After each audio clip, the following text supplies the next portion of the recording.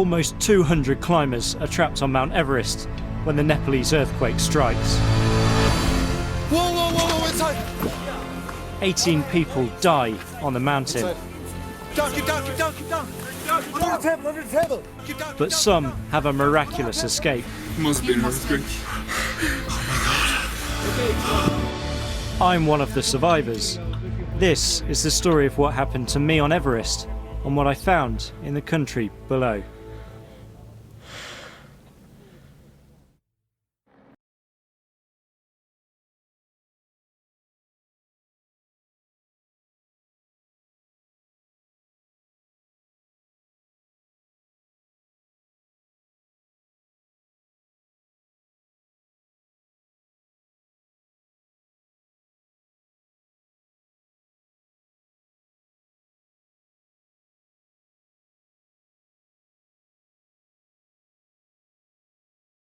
And this is the view from my office.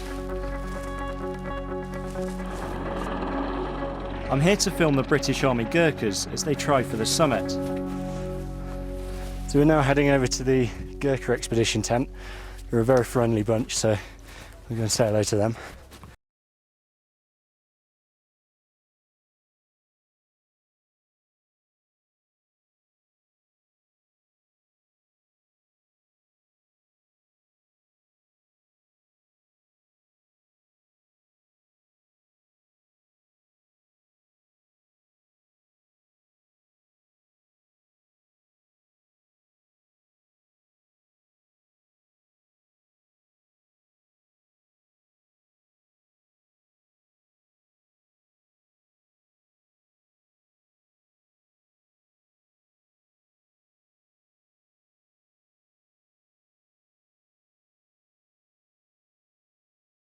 Of Afghanistan, but climbing Everest is still daunting.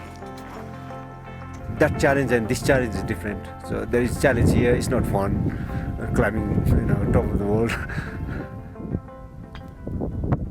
I mean, when you sit and look at it from your tent door for the last 2 days, It gets bigger, doesn't it?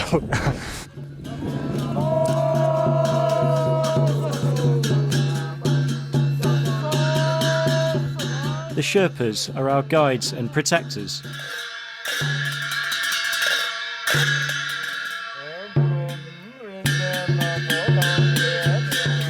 Among them is Kumar, one of the most popular on the mountain. I had no idea that you were a barber as well.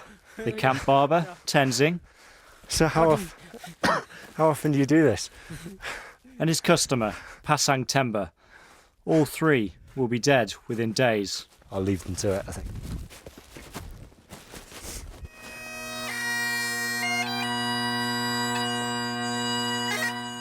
The next staging post is Camp 1. To get there, we have to go through the infamous icefall. 16 Sherpas died there last year. The Gurkhas take a moment to pay their respects before we set off from base camp.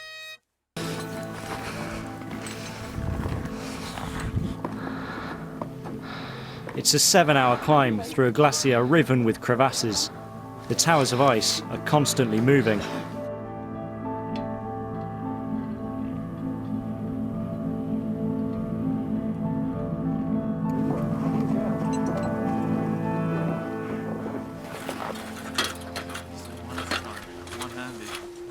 The Khumbu Icefall is split into loads of different crevasses, and a way of getting across the crevasses is these ladders.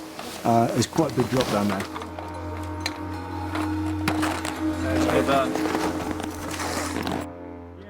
We get out of the icefall just in time.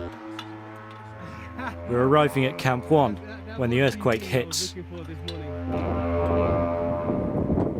Back at base camp, this is what happens. The ground is shaking. An avalanche destroys much of the camp. Yeah. Look. Whoa, inside. Oh, shit. Oh, keep down. Under the table. Close the door. Close the door. Oh my god. Okay, it's gone. It's gone? Oh my god. You okay, Danny? Yeah, I'm okay. I'm fine. You okay? Everything's okay. Okay. Let's hope it good. That's big. So many people came on today. I know. Yeah. What was that? Was that an earthquake? Yeah. Must be an must be. earthquake. Oh my god.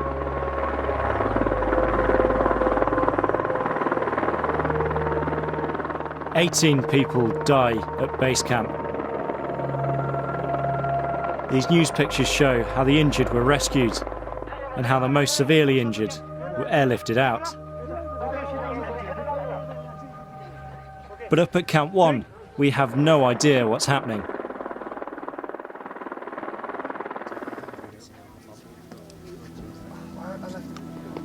The avalanche has cut us off from the rest of the world. It sounded not like a avalanche that I know of. More along the line of like a lot of avalanches coming from all directions all at once, and then the whole ground started to move. Everything started to shake and shake and shake and shake. It's the worst disaster in the mountain's history, and we're trapped halfway up it. The avalanches keep coming. The ones below us are not dangerous, the ones above are. Our guide shouts a warning each time. One below, one above. You can hear the snow and ice thundering down the mountain. Two below, one above. Take a picture of me looking scared in the tent if you want, but you don't have to, honestly. If they turn the camera around and look at me. I never felt my brain wobbling before yesterday.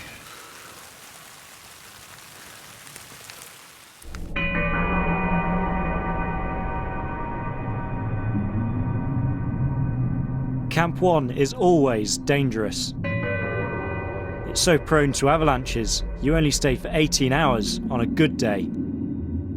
Almost everybody thinks we're going to die. We try and carry on as normal. How many guests do you have left? We have one full and one part. We're fine. Yeah, thank you, Tunde. Our Sherpas help keep us all alive. We're surrounded by 3 of the world's tallest mountains.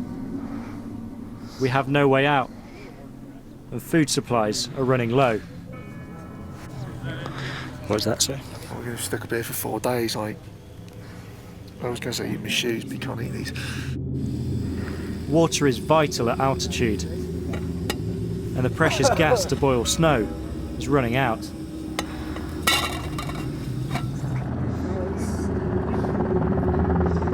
It's 24 hours before we see our first helicopter. A few climbers are rescued.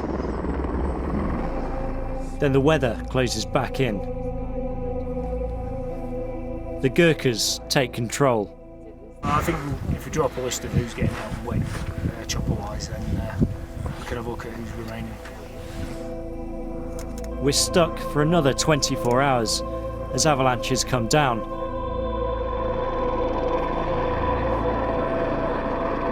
Then another helicopter gets through.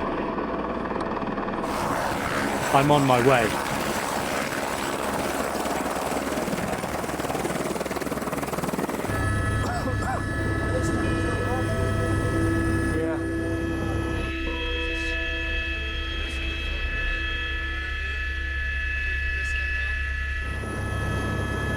I get my first glimpse of what was base camp.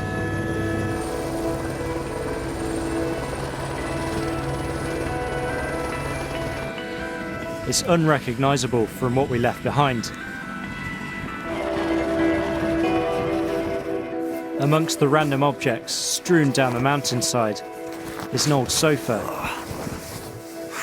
It allows me a moment's rest.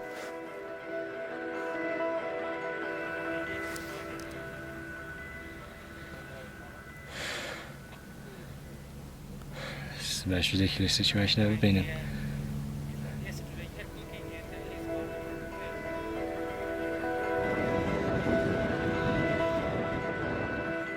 The area where the Gurkhas had left their tents has been wiped out. Those near it are either dead or injured. We knew how bad it was because we looked over to the Gurkha camp and it was flat. There was nothing, it was just nothing. And I came back to the camp and found the guys. A couple of them were still alive, but they were really bad. My tent was also directly in the path of the avalanche. If I'd been at base camp, I would have been killed. That was my tent. I would have been so dead.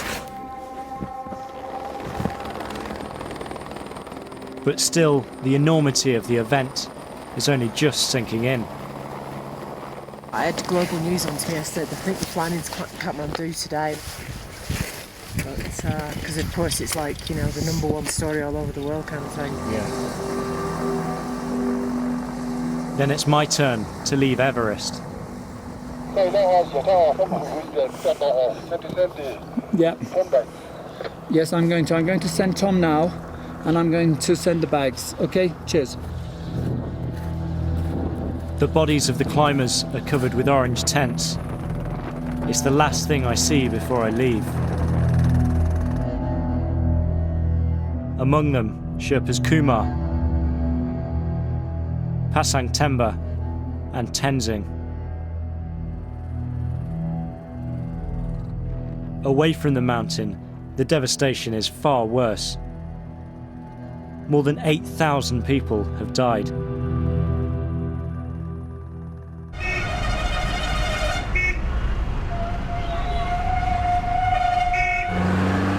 This is Nepal's capital, Kathmandu, a month after the earthquake.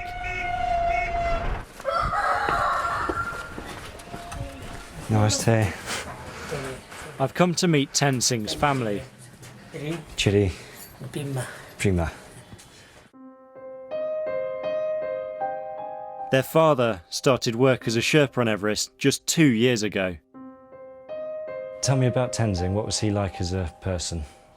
काम राम्रो गर्छ सबै के ठीक बानी राम्रै छ सबै छ अनि अब के गर्नु अब त्यस्तो भयो यसको मनमा त्यस्तो थियो हामी नि आइसरे दुःख गरेर कामेर हामी नि अब जग्गा किन्छु अरु जस्तै अब साथीहरु जस्तै अब भन्छ नि अनि हामी नि आइसरे बस्नु पर्छ अब म त मरेको अब मर्यो भने त अब छैन मरेकै उ भने म त आउँछ होला मात्रै लाग्छ आउँछ होला मात्रै लाग्छ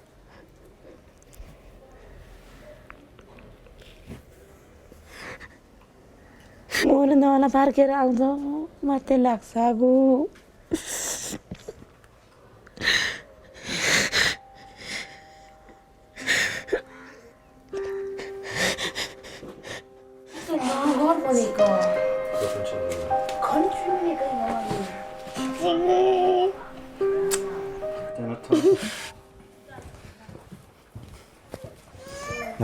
Namaste.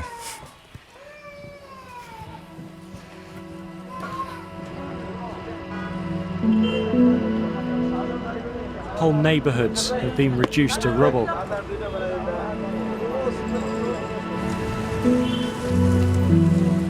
Everywhere you go, you meet victims of the earthquake. This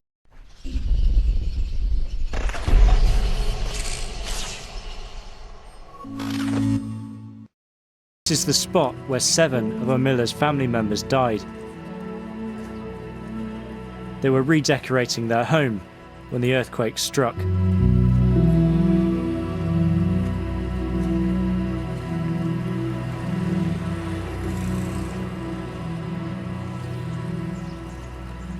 This is, I believe, the first time they've been back to the site where their family lived.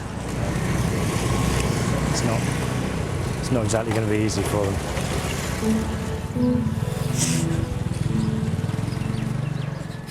Amila has lost her mother, her grandmother, her sister, 2 brothers and 2 nieces. How will you continue with life after this? के गर्ने भन्ने अब पढाइ लेखेको भए पो जागिर खानी भन्ने जागिर गर्ने भन्ने न पढाइ लेखाइ छ न सिप छ के भन्नु त हाम्रो लाइफमा के नै हुन सक्छ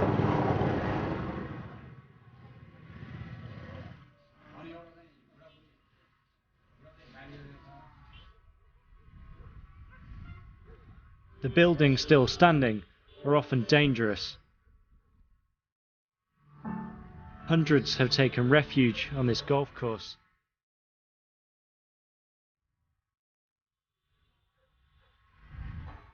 Many rely on charity and foreign aid. We need help. We have two babies. I have one job. We need food. These people have lost so much, but they retain their hospitality.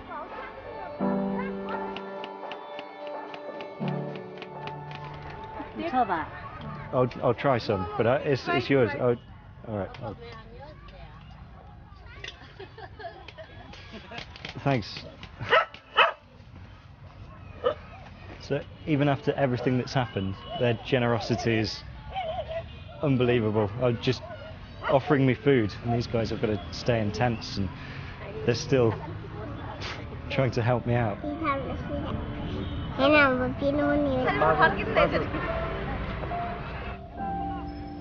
If anyone can put this country back together, it's these people.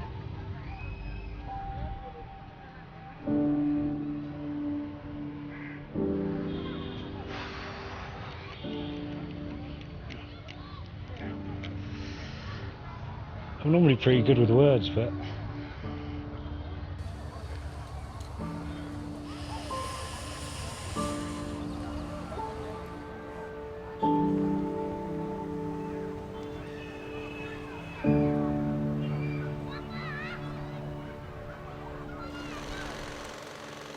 it's not just Kathmandu that has been devastated. Much of the country is in ruins.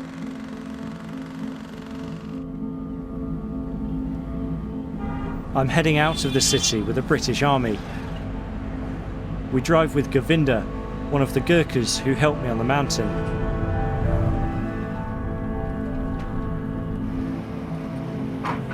So at the moment we're trying to catch up with a couple of Gurkha Land Rovers to go to the village of Preeti to deliver aid.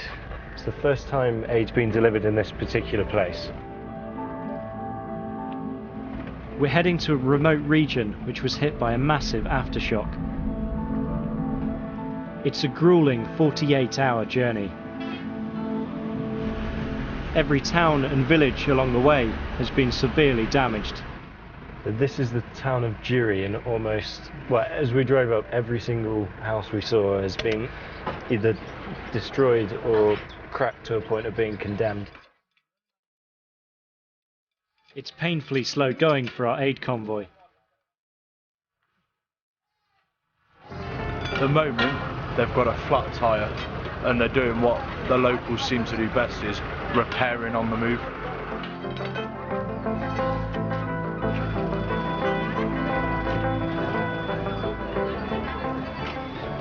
So what we're planning on doing is going out to this area for 2 days.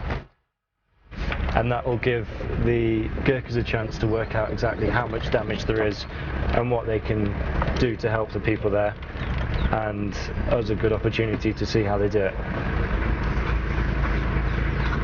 And we've stopped already.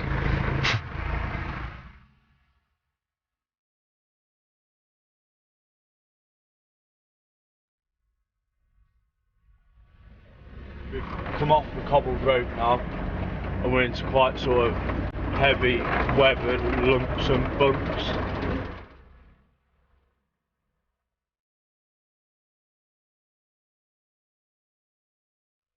As the roads get worse, the aid lorry struggles to make it up many of the hills.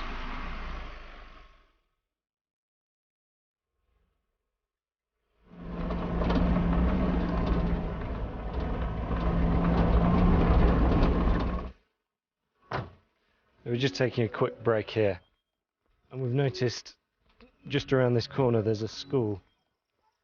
You can see all the blackboards in the corner and the school benches all out on the side.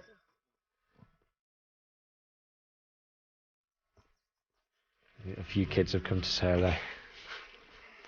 You can see where the roof has all collapsed over there and all the walls caved in everywhere. There's still all the textbooks and bits of maths paper and all sorts lying in there.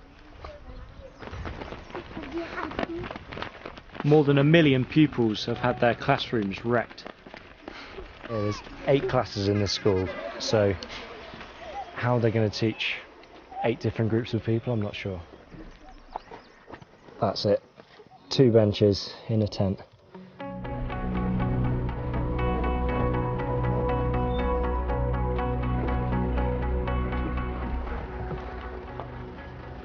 They're in another destroyed village.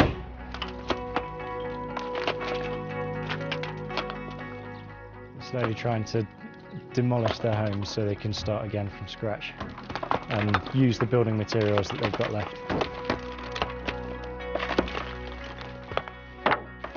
At the end of this road you could probably walk for 5 days and still be finding new villages, which is why it's so difficult to get aid to places and why the Nepalese people have to be so resourceful themselves to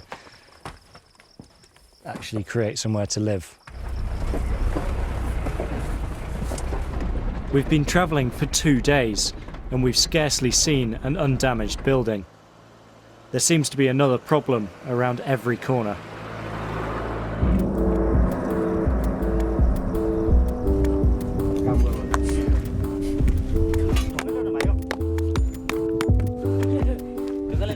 The Nepalese people are rebuilding the country stone by stone.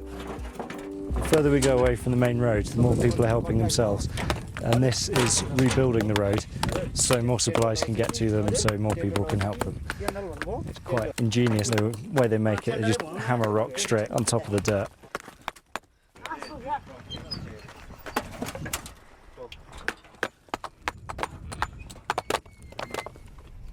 Although we actually have to get past because the British Army camp is just down there, so we've got to see if we can get through.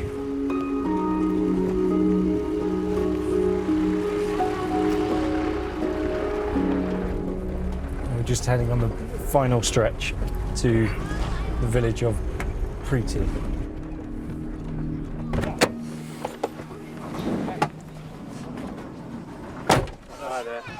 Welcome to Preeti. Staff Sergeant Preeti. Preeti. Is in Preeti. Staff Sergeant Preeti Chandan. Yeah. Okay. What I've been doing is, first of all, visiting the welfare pensioners, service pensioners, and the serving personnel. So they're former and serving Gurkhas? Yes, yeah. yes. Visiting their houses and assessing the damage in their building and just checking if they are okay. On top of that, they've been building this temporary structure. We're going to donate that to the school as 2 classrooms. The building is also being used to show the villagers how to construct their own shelters. Obviously, you already seen how resourceful the Nepalese people are. If they see, then they will copy very easily. The old school is too dangerous to use. These buildings will get pupils back in the classroom. Every day, 2 or 3 shock are coming, and they are very much terrified, they are very much afraid. And we only console the students, make them enjoy and forget the fear in their mind and restart their study.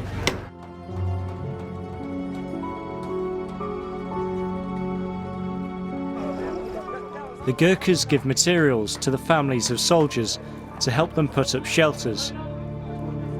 But it's a race against time.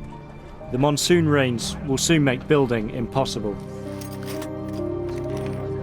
1,400 houses have been checked in the area. Not a single one is safe to live in.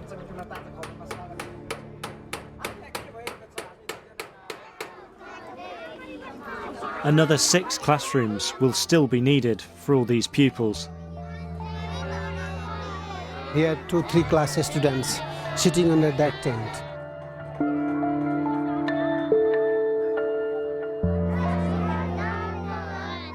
The Gurkhas are moving on to another remote village, and so am I. I'm still haunted by Everest. There's one last thing I need to do. I want to visit the family of Kumar, another of the Sherpas who died on the mountain.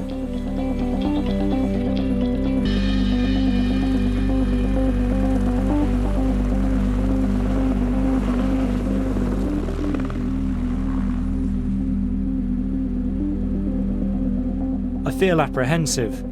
I can't stop thinking it should be Kumar returning home, rather than me. Kumar's widow, Pancha, is waiting to greet me. Namaste. Namaste.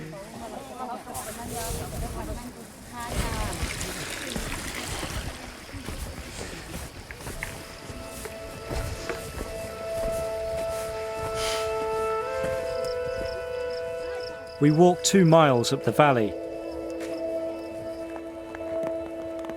Her home is perched on a hillside.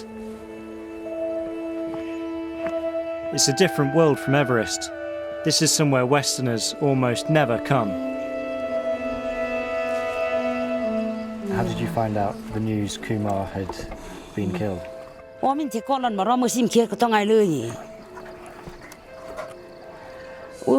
Gas mateo do lo mi tu ji ma u khora che ko nam lo cha sia ke dung sem tuk durwa mi no u mo lo ni chati.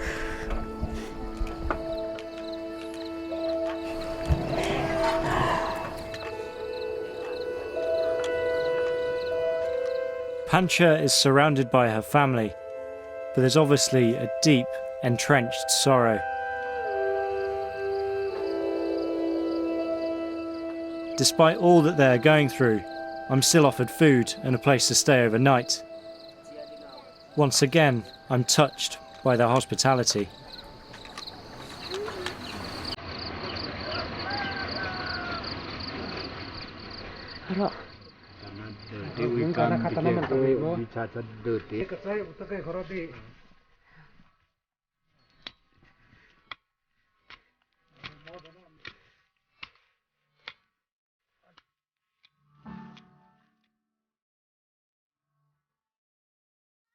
You spend time with the Sherpas on the mountain, but you never quite know where they come from, their families. They're just, you know, a friendly face that wakes you up in the morning and takes you up the hill.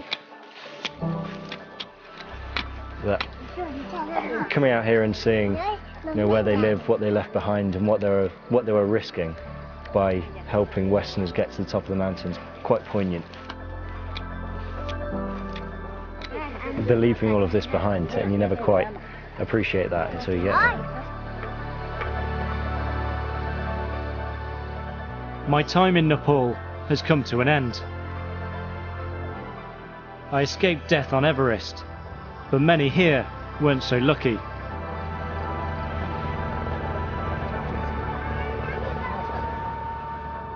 And for those left behind, the struggle to rebuild their country is only just beginning.